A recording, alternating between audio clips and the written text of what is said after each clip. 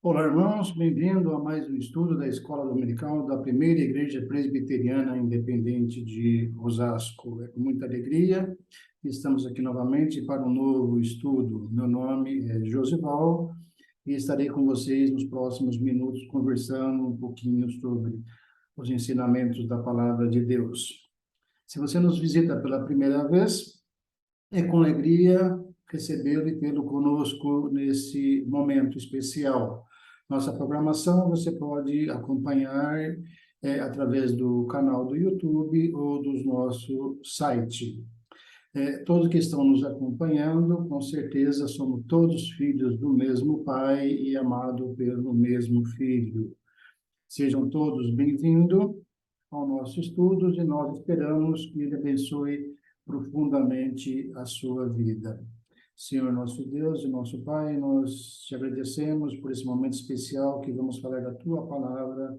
Usa-nos, Senhor, como um instrumento Seu e a cada pessoa que está nos assistindo, nos ouvindo, Senhor, esteja agindo no coração dessas pessoas, Senhor, de forma que eles possam entregar totalmente a sua vida e ser totalmente dependente de Ti, Senhor. Tudo isso eu te peço e te agradeço em nome de Jesus. Amém. Vamos começar louvando ao nosso Deus.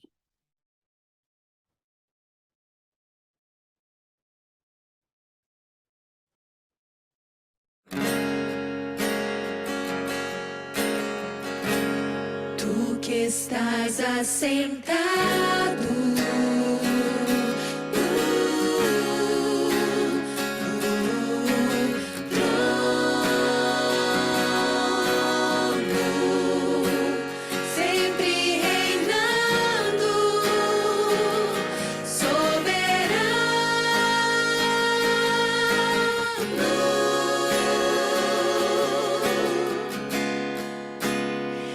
anjos cantando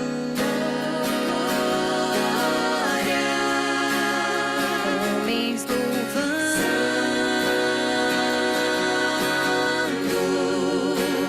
Deus reunido com seu povo,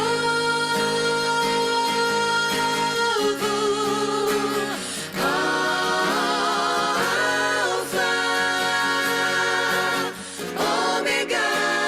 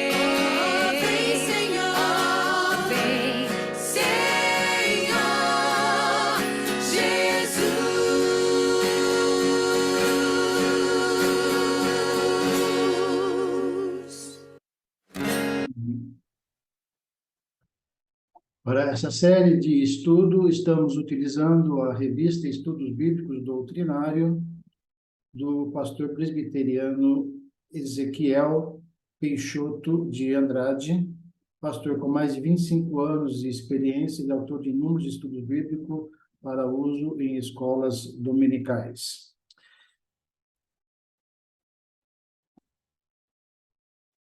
Nós estamos estudando a Confissão de Fé de Westminster através dessa revista, e hoje estaremos vendo o capítulo 9 da Confissão de Fé, que é a aula 9 do livre-arbítrio, que está baseado no texto de Deuteronômio 30, 19 e 20.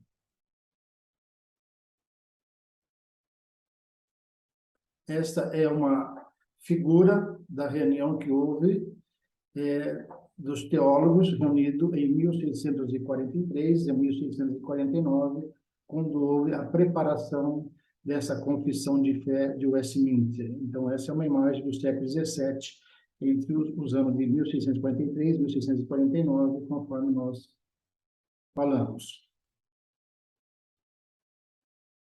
Vamos começar a nossa aula de hoje, resumindo um pouquinho sobre a confissão de fé de Westminster para aqueles que estão nos vendo pela primeira vez. A confissão de fé ela é composta em 8 partes separadas, tá? Onde nós temos a Bíblia, 2, Deus, salvação objetiva, salvação subjetiva, vida cristã, o cristão na sociedade, igreja e escatologia, totalizando 33 sessões. A terceira parte, que fala sobre a salvação objetiva, tem 4 capítulos. Esses capítulos compõem a terceira parte, são assuntos relacionados à salvação objetiva. O capítulo 6, da queda do homem, do pecado e do seu castigo. O capítulo 7, o pecado do Deus com o homem. E o capítulo 8, Cristo, o mediador. Nós já estudamos, está disponível no YouTube.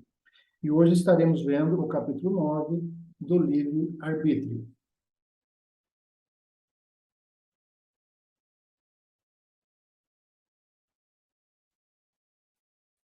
Na figura que está aí na tela, podemos ver um homem com uma maleta na mão direita, temos 2 caminhos como opções, ele está parado no meio e ele tem que escolher de que lado ele vai. Quantas vezes nós nos encontramos nessa situação de escolha, de definições, o que nós devemos fazer naquele momento e ficamos pensando qual seria a melhor opção, ir para a direita ou ir para a esquerda. É uma imagem sugestiva, porém é algo que acontece constantemente em nossas vidas. Na frente existe uma placa chamada livre-arbítrio, né? Nós vamos pensar um pouquinho exatamente sobre isso no dia de hoje. Porém, nós vamos começar a nossa aula com 2 perguntas. Essas perguntas são muito importantes para que nós possamos auxiliar na compreensão dos parágrafos e das seções que vêm a seguir. A primeira pergunta que eu quero deixar com você é: o ser humano tem livre-arbítrio ou não? O ser humano tem livre-arbítrio ou não? Porém, eu não vou responder ou fazer comentário agora, mas sim, no final, eu refaço essa pergunta para ver se os irmãos mantêm a mesma opinião nesse momento, nesse início da nossa aula. Então, quero que você reflita sobre isso, porém, no final, voltaremos a essa questão. Nosso objetivo com essa pergunta é fazer vocês refletirem se o ser humano tem livre-arbítrio ou não. Então, pense a respeito dessa pergunta e retornaremos novamente. E a segunda pergunta que nós temos é: o que é livre-arbítrio?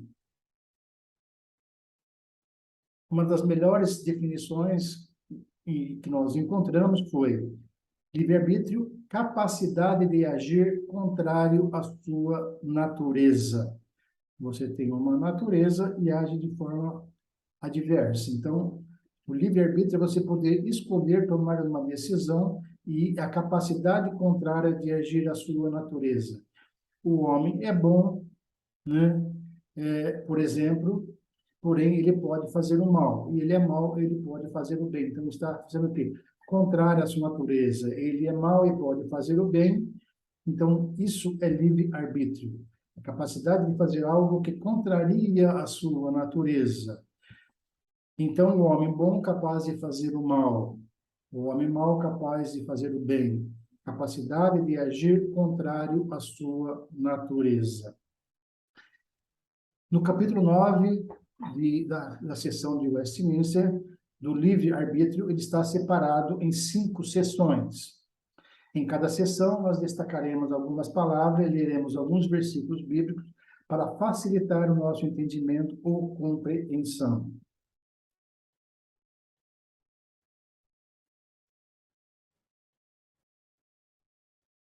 Nós temos aqui a primeira seção, né? A primeira seção, o resumo da primeira seção é a vontade do homem. A palavra-chave que está grifada em amarelo é vontade. Deus dotou a vontade do homem de tal liberdade natural que ela nem é forçada para o bem ou para o mal, nem a isso é determinada por qualquer necessidade absoluta da sua natureza. Conforme abaixo, nós temos as referências bíblicas.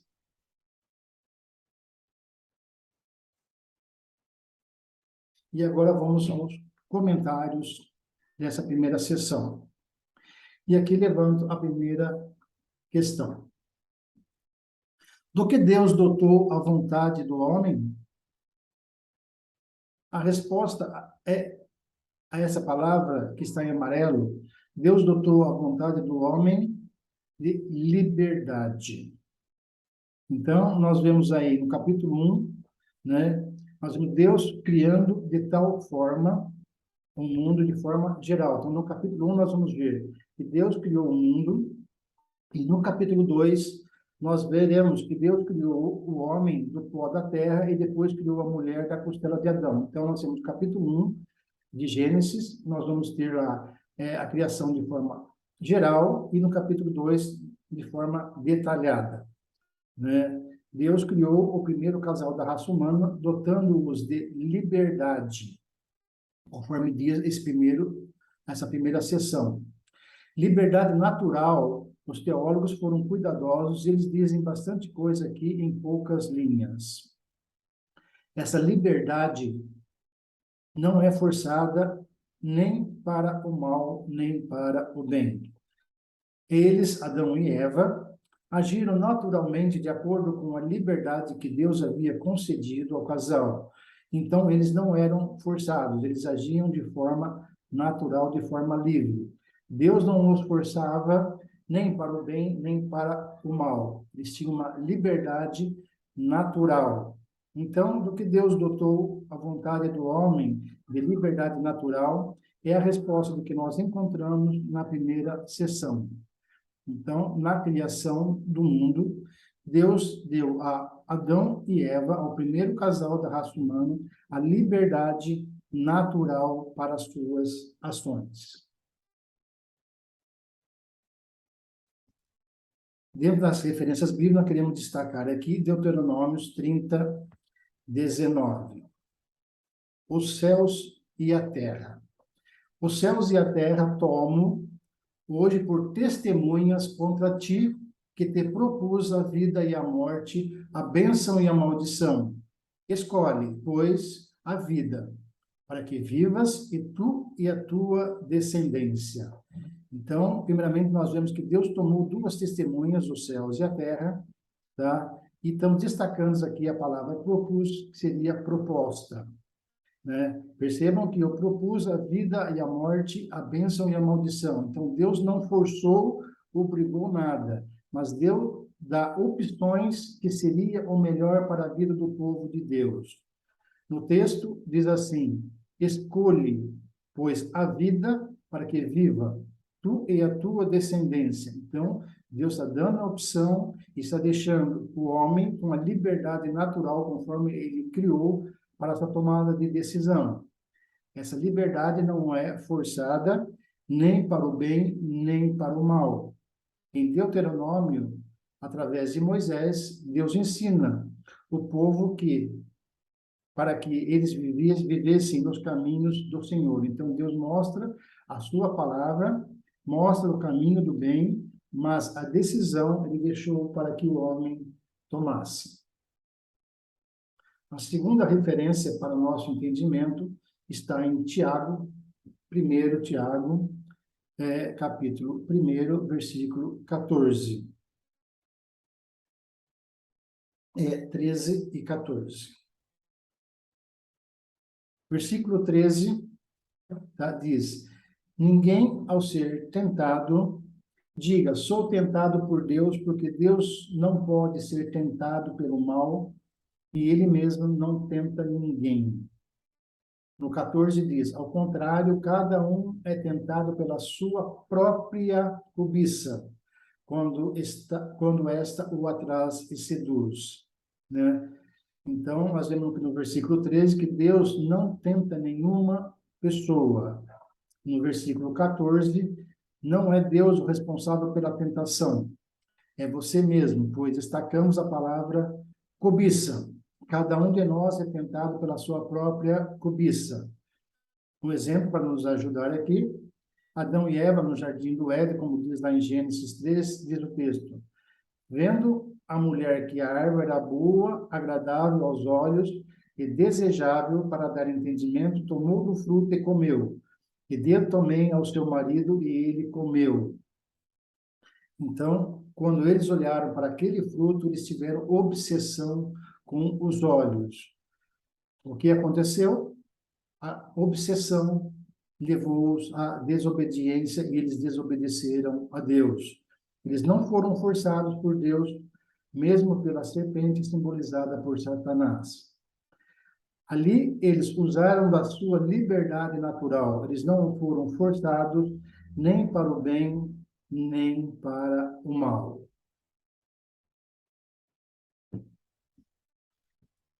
Agora nós vamos para a segunda sessão, o livro do livre-arbítrio, tá? E a segunda sessão, o resumo da segunda sessão é a inocência do homem.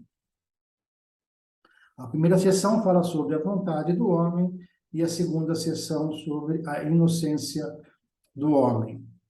O homem, em seu estado de inocência, tinha a liberdade e o poder de querer fazer aquilo que é bom e agradável a Deus, mas de modo que fosse possível mudar, de sorte que pudesse cair dessa liberdade e poder. Antes de nós seguirmos, nós queremos aqui dar uma explicação a respeito de livre-arbítrio e livre-agência.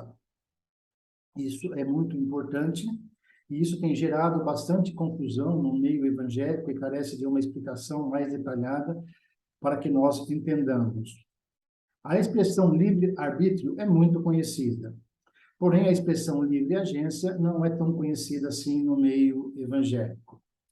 É importante fazer uma distinção, uma explicação de livre-arbítrio e livre-agência, antes de nós seguirmos o que é um, o que é o outro. Vamos começar com o livre-arbítrio. Nós temos aí na tela a definição: capacidade de agir contrário à sua natureza. Um exemplo é comum ouvirmos a expressão de livre-arbítrio dizendo: eu tenho livre-arbítrio para escolher a Deus, para escolher as coisas da fé referentes à salvação. No entendimento reformado calvinista presbiteriano, é de que apenas Adão e Eva tiveram livre-arbítrio, porque eles eram santos, eles eram perfeitos e se tornaram maus e pecadores. Deus disse, não comam do fruto proibido, porque se comeres certamente morrerás. Eles eram bons, desobedeceram a Deus por causa da obsessão, por causa da ganância, e se tornaram maus. E aí, sendo maus, eles não conseguem fazer o caminho de volta, serem novamente puros, serem bons, né, conforme foi feito a criação, por sua própria natureza, uma vez que o mal agora faz parte da natureza dele. Dependerão única e exclusivamente da graça de Deus. Portanto, podemos concluir que não temos livre-arbítrio.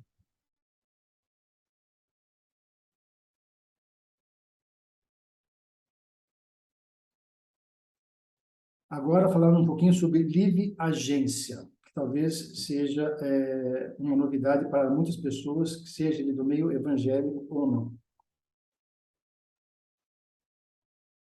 Capacidade para fazer escolhas na vida,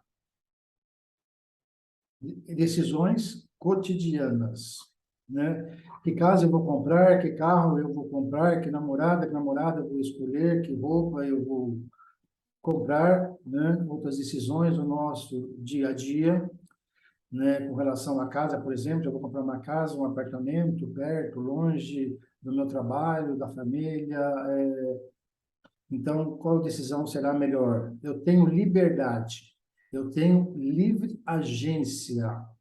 Isto é, somos agente livre, não somos robôs. Deus não nos obriga, tá? Deus não é Deus que decide por nós. Ele nos dá livre agência para tomar essas decisões do nosso dia a dia, essas decisões cotidianas. A expressão livre agência foi criada pela teologia reformada exatamente para distinguir a expressão de livre-arbítrio, conforme nós vimos. Somente Adão e Eva tiveram no começo da sua criação, enquanto eles eram puros, eles eram santos. O livre-arbítrio tem a ver com coisas espirituais, com a questão da salvação. A livre agência tem a ver com as decisões do nosso cotidiano, da nossa vida. Que casa eu vou comprar, que modelo do carro, a namorada que eu vou escolher, a namorada que eu vou escolher, a roupa que eu vou comprar, que eu vou usar. Nós somos agentes livres para tomar decisões, mas não em caráter espiritual ou que abranja a salvação. Para nos ajudar um pouquinho mais no entendimento, nós vamos ouvir aqui a palavra do pastor Hernandes Dias Lopes, no programa Trocando Ideia da Igreja Presbiteriana Independente, da Igreja Presbiteriana de Pinheiros.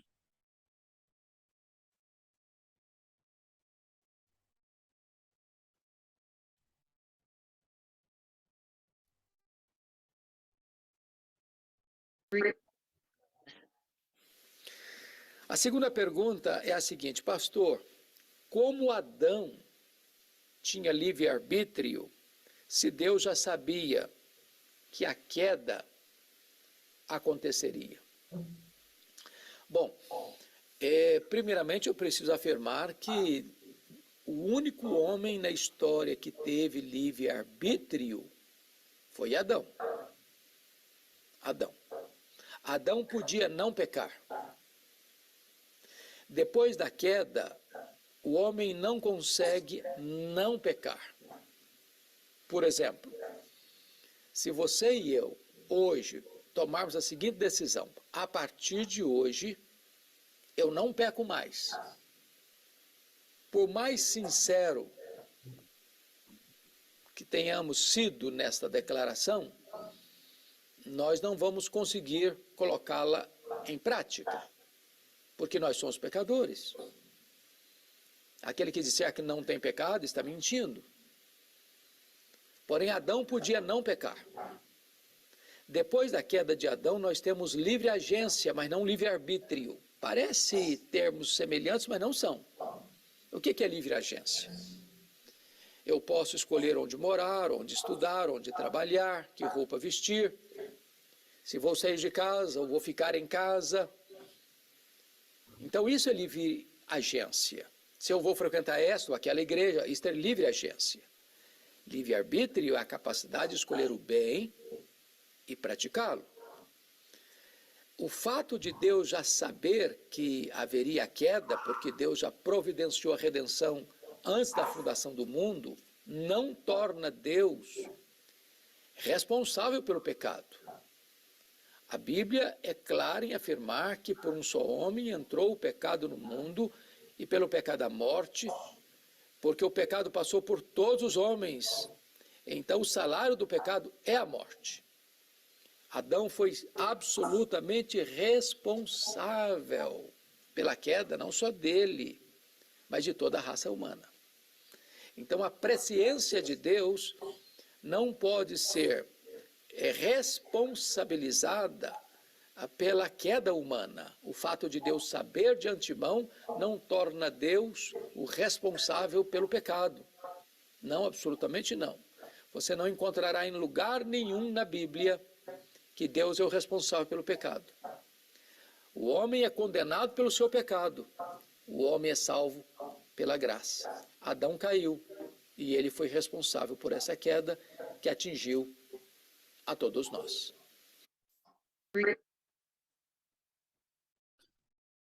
Então, continuando, né, dentro da seção 2, né, temos aí o que o homem tinha antes do pecado.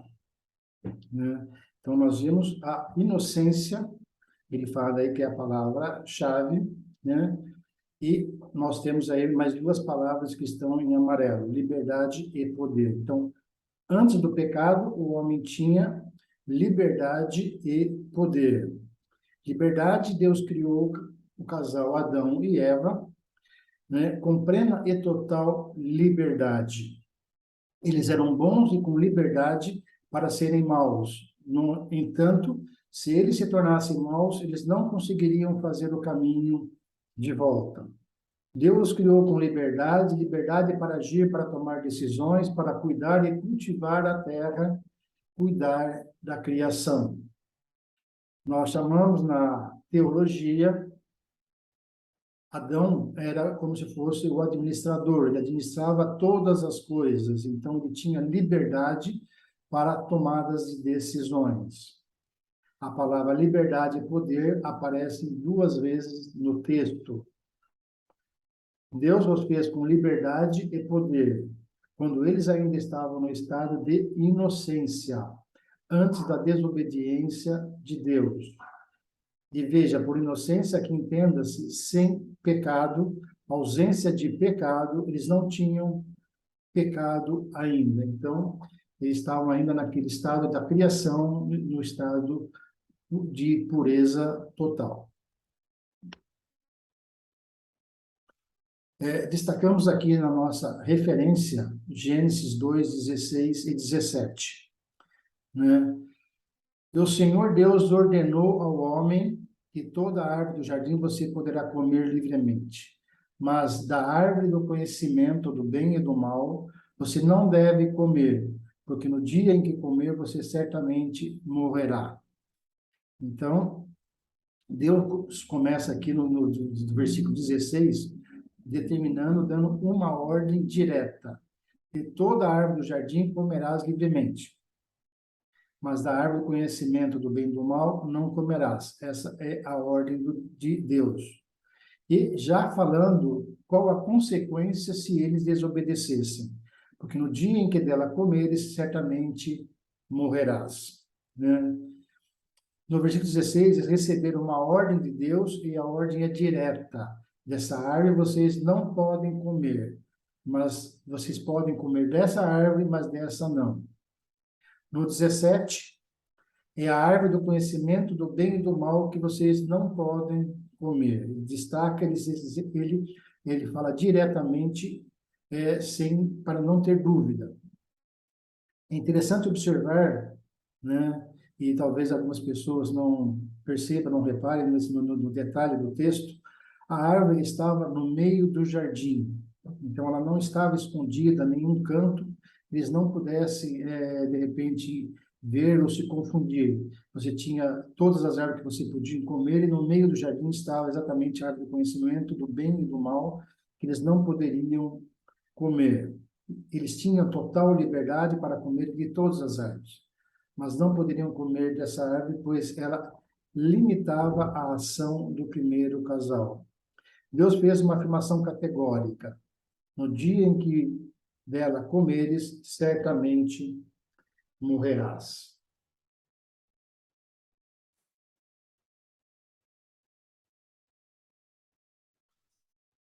Em Gênesis 3:6, temos: vendo a mulher que a árvore era boa para se comer, agradável aos seus olhos, e a árvore desejável para dar entendimento, tomou do seu fruto e comeu, e deu também ao marido, e ele comeu. Então, aí uma vez que eles já estavam desejosos, estavam obcecados, né, e comeram do fruto, então já estão dentro do contexto da queda, vendo a mulher que a árvore era boa para comer, né, e agradável aos olhos, e a árvore era desejável para dar entendimento, então eles queriam ter esse entendimento, que Deus falou para eles não comerem desse fruto. Ela comeu e deu ao seu marido. Esse é o cenário que nós temos. Então, vejamos a expressão comeu. Eles foram seduzidos pela astúcias da serpente, simbolizada pela pessoa de Satanás. Eles comeram, e aí vai acontecer o que Deus falou. Então, essa astúcia de Satanás que levou eles a essa obsessão. Eles não foram forçados, porque eles eram puros, né? Eles tinham ali o livre-arbítrio até então, antes deles cometerem esse pecado, tá? Para escolher o bem e o mal, mas eles preferiram serem seduzidos, ficarem obcecados e obedecerem a Deus. Não coma, porque no dia em que comeres, certamente morrerás. Quando o texto fala de morte, é preciso entender no restante da revelação bíblica. Existem 3 tipos de morte na Bíblia: a morte física, a morte espiritual e a morte eterna.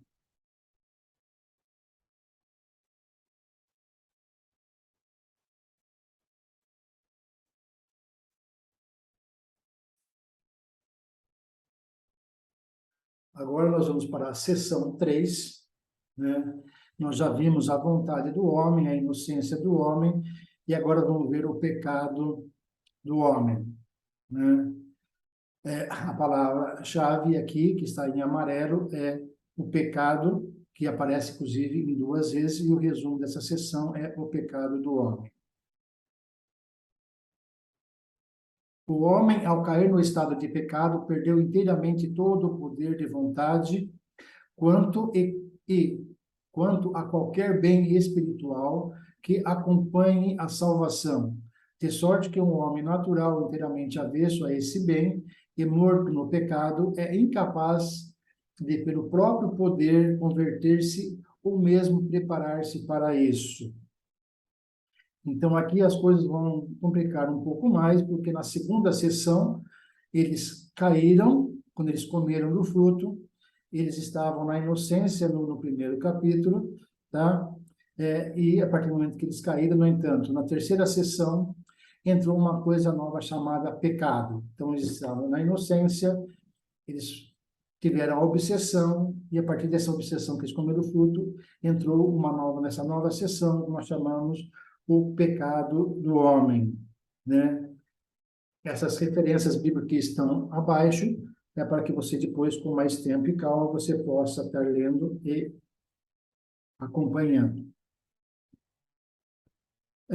Alguns comentários, né, dessa sessão. O que o homem perdeu com o pecado? Então, ele não tinha o pecado e ele cometeu. Então, o que o homem perdeu com o pecado, né?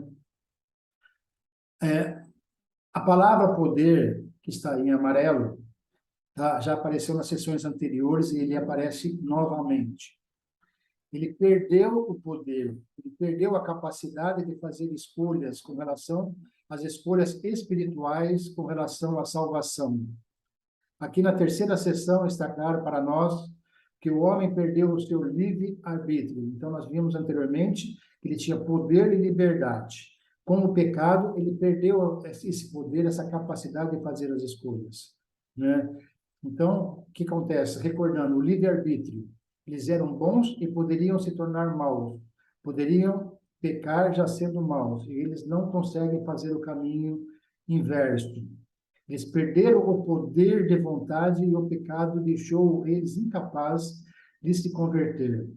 Eles não conseguem se converter por conta própria. Então, o homem que eles tinham o poder e a liberdade, a partir desse momento, né, que eles pecaram, eles perderam o poder.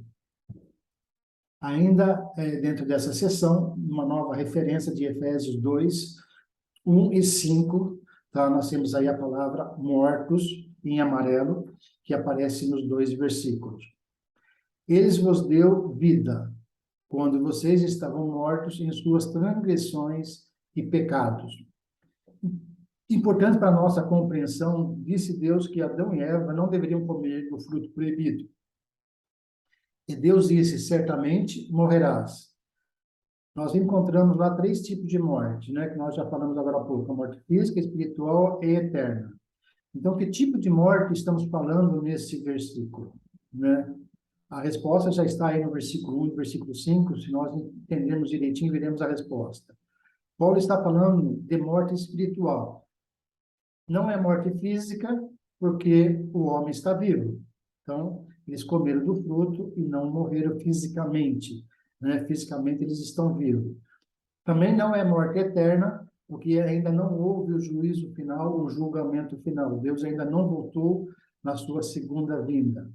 Portanto, concluímos que se refere à morte espiritual. Paulo vai dizer em ambos os versículos que nós estamos mortos em nossos delitos e pecados e recebemos vida juntamente com Cristo. No final do versículo 5, nós vemos: como será a salvação? Pela graça vocês serão salvos. Única e exclusivamente pela graça de Deus.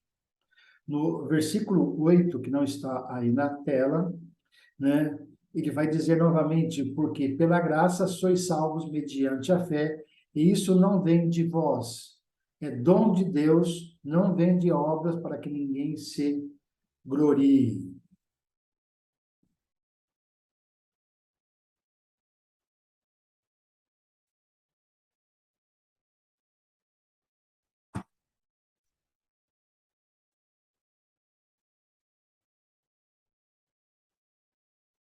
Ainda, para fecharmos ainda essa sessão, mais 2 referências bíblicas. 1 Coríntios, os versículos 14 e 15. Ora, o homem natural não compreende as coisas do Espírito de Deus, porque lhes parecem loucura, e não podem entendê-las porque elas se discernem espiritualmente, né? E o 15, porém, a pessoa espiritual julga todas as coisas, mas ela não é julgada por ninguém. Então, nós vemos aí a palavra loucura, né, no versículo 14, em amarelo. Porque, provavelmente, né, alguns irmãos talvez já tiveram a experiência ao estar entregando folhetos evangelísticos, fazendo trabalho de evangelização, entregando o Novo Testamento, falando da sua palavra, tem encontrado alguém que começou a dar risada, né? E não tem aceito aquela mensagem, aquele folheto, aquele Novo Testamento, né? E ainda para desafiá-lo, né? Ainda questionou se você acredita mesmo em Jesus, se você segue o Evangelho, os ensinamentos de Cristo, né? Então, isso é o homem natural, é o homem sem Deus, e não consegue entender as realidades espirituais, ele acha tudo isso que é uma loucura, né? No versículo 14, então nós podemos até assim dizer, é um versículo do não crente, do descrente, porque ele acha que as coisas espirituais são loucuras. Porém, no versículo 15, né, o homem espiritual, né, o homem julga todas as coisas e as entende e compreende. Então, o homem espiritual é aquele homem que está ligado a Deus, como eu falo, o homem, tanto o homem quanto a mulher, né? Ele está ligado a Deus, ele já crê em Jesus Cristo. Por isso, muitas vezes, nós ouvimos aquela expressão, quando eu me converti, né? Essa expressão, biblicamente falando, está errada. Não fui eu que me converti. Do ponto de vista bíblico, isso não é correto. Eu não me converto, é Deus quem me converte. Segundo o que nós seguimos e o calvinismo que nós defendemos, ensina que Deus é quem converte, o que nos habilita. para que eu possa crer e receber as suas coisas, os valores de Deus. Então, a partir do momento que nós perdemos o livre-arbítrio, onde o bem e o mal entrou dentro de nós, a nossa tendência, a nossa natureza muitas vezes, já tem o mal dentro da nossa natureza, tá? Por isso que nós não nos convertemos, Deus nos habilita, tá? Através da sua graça, sermos convertidos à sua palavra. Jesus vai dizer lá em João 15:16, não foram vocês que me escolheram, pelo contrário, eu os escolhi e os designei para que vão e deem frutos, e o fruto de vocês permaneça, a fim de que tudo que pedirem ao Pai, em meu nome, eu os lhe conceda. Então, nós vemos aí, realmente, que não somos nós que nos convertemos, mas sim Deus, através da sua bondade, misericórdia e graça, que nos converte. Agora nós vamos passar para a quarta sessão, onde nós já vimos 3 itens relacionados com o homem, a vontade do homem, a inocência do homem e o pecado do homem, né? E na quarta sessão falaremos sobre a conversão do homem. Por isso, a palavra grifada é converte, que está no texto que nós veremos agora. Quando Deus converte um pecador e o transfere para o estado de graça, ele o liberta de sua natural escravidão ao pecado, e somente pela sua graça o habilita a querer e fazer com toda a liberdade o que é espiritualmente bom, mas isso de tal modo que, por causa da corrupção que ainda nele existente, o pecador não faz o bem perfeitamente, nem deseja somente o que é bom, mas também o que é mal. Vocês estão vendo aí as referências bíblicas que vocês poderão depois buscá-las e lerem com mais calma. Dentro dos comentários dessa sessão, né, começamos com uma pergunta. O que Deus faz na conversão do homem? E temos aí 2 palavras em destaque, liberdade e habilitação. O texto diz que Deus o liberta de sua natureza de escravidão ao pecado, né? Então, liberta da sua natural escravidão ao pecado. Então, o texto está dizendo isso. Talvez seja pesado dizer, né? Mas toda a humanidade é escrava de alguém ou de alguma coisa. Nós estamos dizendo aqui, né, e com uma certa liberdade, que os irmãos nos perdoem por isso, mas toda a humanidade, todos nós estamos presos, né, estamos ligados a algum tipo de escravidão, né? Uns dizem que são ateus, outros não querem outros querem ser neutros, não querem dar a sua opinião, ter um posicionamento, né? Mas uma coisa é fato: cada pessoa individualmente é escrava de alguém ou de alguma coisa. Ou a gente é escrava de um vício, outros são escravos da bebida, outros são escravos da sexualidade, do trabalho, da igreja com relação à religiosidade. Nós sempre estamos ligados a algum tipo de escravidão. Quando fomos convertidos pela graça de Deus, deixamos de ser escravos do mundo para nos tornarmos, vamos colocar aí entre aspas, escravos de Cristo. Só que é uma escravidão boa, uma boa escravidão, né? Por que nós estamos usando essa palavra escravidão e falando de uma boa escravidão? Porque quando Paulo disse, eu sou o Paulo, apóstolo, servo de Jesus Cristo. A expressão servo significa escravo, né? Ele está dizendo que é escravo de Jesus Cristo, né? Ele entregou totalmente a sua vida e segue a palavra, as orientações de Deus. A melhor resposta que nós poderíamos dar aqui é que nós podemos e devemos ser escravos de Jesus Cristo. Seu senhorio é absoluto sobre nós. Em Mateus 11:28, nós encontramos: venham a mim todos vocês que estão cansados e sobrecarregados, e eu os aliviarei. Tomem sobre vocês o meu jugo e aprendam de mim, porque sou manso e humilde de coração, e vocês acharão descanso para a sua alma, porque o meu jugo é suave e o meu fardo é leve. Tomar sobre vós o meu jugo e aprendei de mim, porque sou manso e humilde de coração. A primeira coisa que Deus faz na conversão do homem é libertá-lo da escravidão do pecado. A segunda coisa tem a ver com habilitação. No texto da Confissão de Fé de Westminster, diz: e somente por sua graça o habilita a querer e a fazer com toda a liberdade o que é espiritualmente bom. Então, Deus nos habilita a fazermos o bem. Como vimos na terceira sessão, em Coríntios 2,14, o homem natural não aceita as coisas espirituais porque eles são loucuras e não pode entendê-las.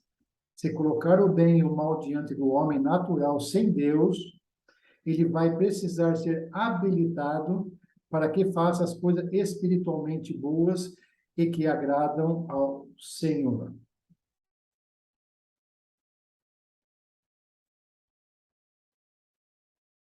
Dentro das referências que nós temos, nós veremos aqui em Colossenses 1, versículo 13.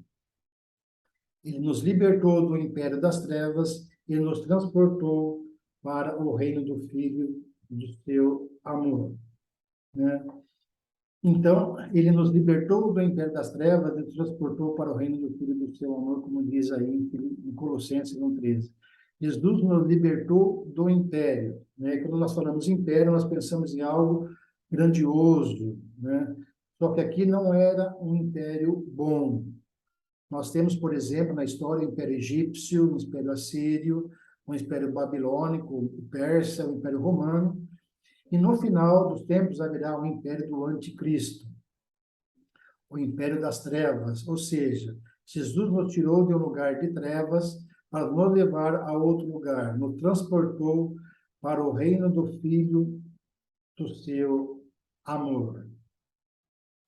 E aí nós vemos ainda em Gálatas, né, 5:17,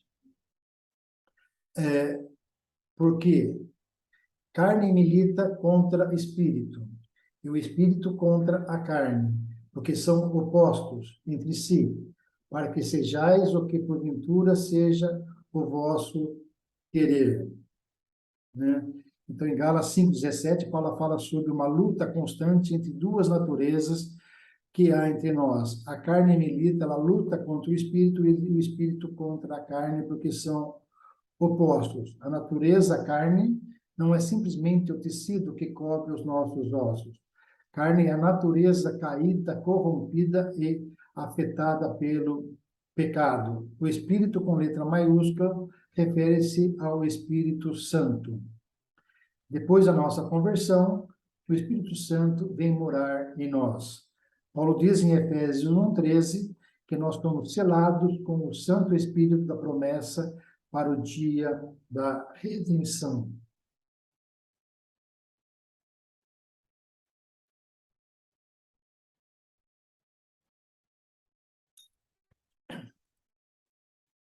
Nós vemos aí uma figura que ilustra muito bem alguns dos nossos dias, né, que nós muitas vezes estamos aí preocupados, né, passando por dificuldades. É muito comum isso acontecer conosco, né, e nós temos que tomar uma decisão, e muitas vezes nós começamos a ouvir, né, de forma ilustrativa, as duas vozes, né? De um lado você está ouvindo: faça a vontade de Deus, glorifique a Deus, leia a Bíblia e faça a orientação, pedindo a orientação de Deus para aquele momento que você está passando. Às vezes problemas de enfermidade, de desemprego, de tomada de decisões muito sérias que pode afetar a família, amigos, outras pessoas. E do outro lado você está ouvindo: não faça nada disso, siga os seus desejos, se permita a ser isso, a ser aquilo, a fazer isso, a fazer aquilo, né? Então, nós temos a voz de Deus e a voz de Satanás falando aos nossos ouvidos, porque ele sabe que muitas vezes nós estamos em momento de fraqueza e não temos força para prosseguir, né? Porém, Paulo fala dessa grande luta, de uma guerra de natureza totalmente incompatíveis e diferentes que há dentro de nós.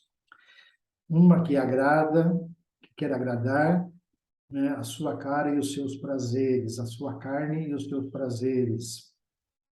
E a outra quer agradar a Deus, né? Paulo vai dizer em 2 Coríntios 5:17. E assim, se alguém está em Cristo, é nova criatura, as coisas velhas já passaram, eis que se fizeram novas. Então, nós temos sempre que estar ouvindo a voz de Deus e transformando-nos em nova criatura, que Deus irá nos dar o sustento necessário, a paz necessária para passarmos todas esses momentos difíceis. Nós temos aí a quinta e a última sessão, né? Então, a vontade perfeita do homem, não sei se você ainda lembra de cada sessão, mas na primeira sessão, né, nós falamos sobre a vontade do homem. E agora, na quinta sessão, nós estamos acrescentando uma nova palavra, perfeita. A vontade perfeita do homem. Nós vimos na segunda sessão, nós falamos sobre a inocência do homem, sobre o pecado do homem. Na quarta sessão, sobre a conversão do homem. E para finalizarmos o nosso estudo com a quinta sessão, a vontade perfeita do homem. É no estado de glória que a vontade do homem se torna perfeita e imutavelmente livre para o bem só. Esse é o texto da Confissão de Fé de Westminster, na quinta sessão. E agora os comentários dessa quinta sessão, né? Quando a vontade será perfeita? A resposta já está aí, grifada em amarelo, né? É na glória. Aqui nessa terra, enquanto vivemos, nunca seremos perfeitos. Infelizmente, quando Deus nos converteu, quando Ele mudou a nossa vida, a nossa natureza, né? Ele não tirou de nós a velha natureza. Mas, por mais piedosos e compromissados que sejamos com o Senhor, nós não conseguiremos ter a perfeição plena e absoluta. Nessa vida, infelizmente, haverá duas naturezas. A carne contra o espírito, a velha natureza contra a nova natureza. Então, quando é que a vontade do homem será perfeita? A resposta é apenas na glória. Paulo fala em 1 Coríntios 15. O que é hoje corruptível vai ser ressuscitado para se tornar incorruptível. E o que é perecível será imperecível. Um detalhe importante aqui, que na quinta sessão, a última palavra diz assim, só. Essa vontade se torna perfeita e imutavelmente livre para o bem. Então, não temos discussão, não vamos abrir discussão, tá? Ele já está dizendo, né? É no estado de glória, tá? Que a vontade do homem se torna perfeita e imutavelmente livre para o bem. Não temos discussão sobre isso. Essa palavra só foi colocada de propósito aqui. Ela tem o seguinte significado: é no estado de glória que a vontade do homem se torna perfeita, imutavelmente livre para o bem, não para o mal. Então, enquanto nós estivermos nessa vida terrena, tá? Nós, pela graça de Deus, fomos convertidos, entendemos e compreendemos a natureza espiritual, as coisas de Deus, entregamos a nossa vida a Ele, confiamos nele, tá? Mas o nosso estado de glória, onde só teremos o bem, será somente nesse estado de glória na segunda vinda de Cristo. Para reforçarmos um pouco mais a referência bíblica, em 1 João 3:2, está dizendo assim: Amados, agora somos filhos de Deus, mas ainda mas ainda não se manifestou o que haveremos de ser. Sabemos que quando ele se manifestar, seremos semelhante a ele, porque haveremos de vê-lo como ele é. Jesus ainda não veio pela segunda vez. Quando ele vier, nós seremos semelhante a ele. Em Apocalipse 22, 3 e 4, diz: nunca mais haverá qualquer maldição. Nela estará o trono de Deus e o Cordeiro. Os seus servos o adorarão. Contemplarão a sua face e na sua testa terão gravado o nome dele. Aqui ele já está falando do novo céu, da nova terra, onde estará o trono de Deus e do Cordeiro. No versículo 3 diz que não haverá mais maldição, e no versículo 4 diz que não vamos contemplar a face de Deus. É preciso entender isso corretamente. Nós vamos contemplar a face de Jesus Cristo, porque não conseguiremos ver Deus, o Pai, nem Deus, o Espírito Santo. Paulo vai dizer em uma das suas cartas que Deus habita em luz inacessível. Então, é a face de Jesus Cristo, Deus homem. Lá no céu nós vamos assim como ele é, diz o apóstolo João no versículo que nós lemos anteriormente. E aí nós encerramos essa reflexão, porém, deixamos lá no começo uma pergunta: o ser humano tem livre-arbítrio ou não? E vocês tiveram aí um tempo para refletir, escutar essa palavra e reformular o seu pensamento, Então, nós poderemos aí finalizar dizendo, o ser humano tem livre-arbítrio ou não? A resposta é: não temos livre-arbítrio. Quem teve livre-arbítrio foi somente Adão e Eva enquanto eram puros. Tá? Depois que desobedeceram a Deus, que tiveram a natureza da maldade também, passamos a ter somente livre agência. Queremos aqui agradecer a todos que estiveram conosco nesse tempo, se dedicando a ouvir esse ensinamento. Agradecemos aqui ao irmão Júlio e também à minha esposa Etna, que nos auxiliaram na preparação dessa aula. Temos aí as indicações utilizadas, mas o vídeo, também que foi colocado durante a aula do pastor Hernandes. Nosso muito obrigado e que Deus continue abençoando a cada um na sua necessidade. Esperamos encontrá-lo no próximo domingo.